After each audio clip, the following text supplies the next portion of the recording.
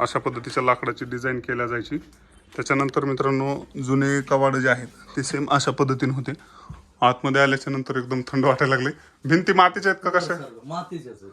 ह्या भिंती मातीच्या आहेत. तुम्ही कलर केलाय त्यामुळं ते असं दिसायलंय जसं काय प्लास्टर केलंय ना. 3.5 फुटाच्या भिंती आहेत. 3.5 फुटाच्या. इकडले आणि ह्या देवळ्या पण जुन्याच आहेत समजा सामान वगैरे ठेवण्यासाठीच्या. जुन्याच आहेत. वा, हे दिसायला ना म्हणजे खूप आतमध्ये आपल्याला भिंत दिसते जुनी. एकदम थंड वाटतंय. हा पण जुनाच दरवाजा आहे संपूर्ण. पलीकडून एंट्री मारल्याच्या नंतर इकडून पण जाता येते, इकडून पण जाता येते. सिस्टम खूप चांगलं होतं जुन्या लोकांचं. आणि वर पाहू शकता मित्रांनो पूर्ण माळवद आहे एकदम सुंदर अशा पद्धतीचं. चला सर पुढं थोडस आपण जाऊयात.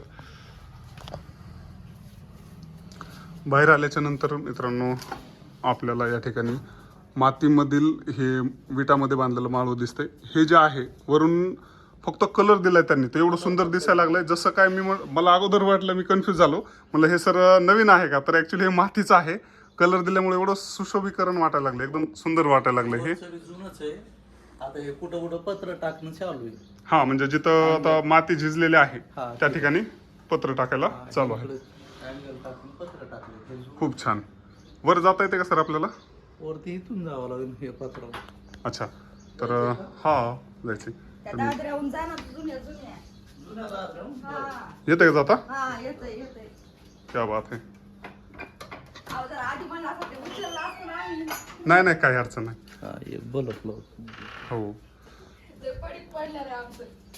बलप